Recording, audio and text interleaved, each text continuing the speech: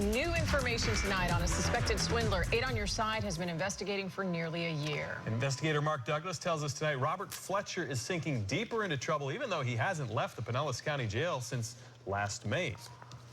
Well, Josh and Jen, the list of victims to Robert Fletcher's alleged schemes just keeps growing, even though, as you said, he's still behind bars. Now, Fletcher is, of course, innocent until proven guilty. The trouble is that Pinellas prosecutors now plan to prove him guilty 31 times over, with more charges coming. Robert Fletcher is no longer running away from responsibility like he did the first time we met him last April. Rob, we'd like to talk to you about your business deal. Fletcher can't run from anything now because he's in jail. From his jail cell, he's written the judge in his case 14 pages of apology letters since January. They lay out various plea deals for what he's done. Prosecutors have now filed 31 charges against Fletcher for crimes ranging from fraud to grand theft, bad checks to unlicensed contracting. Martin Sundahl is one of Fletcher's alleged victims. But he also has absolutely no remorse. Sundahl claims he lost thousands, more than he wants to publicly talk about, in one of Fletcher's numerous investment schemes. Now he's in jail. I don't see how he's going to be able to pay anybody. We first met Sundahl last April in front of Fletcher's home, where he was trying to personally collect his debt. Before that day was over, other victims were standing in front of Fletcher's Palm Harbor home trying to recover their money too.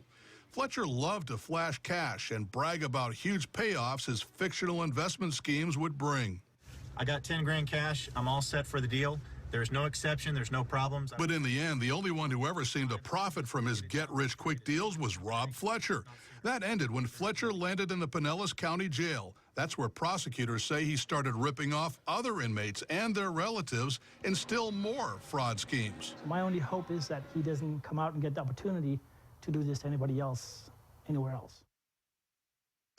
In one of his 4 plea offers to the judge, Fletcher agrees to spend 7 years in a prison work camp, life probation, and to pay back victims the many thousands of dollars that he owes him. Now, Fletcher insists his proposal will save the justice system a fortune.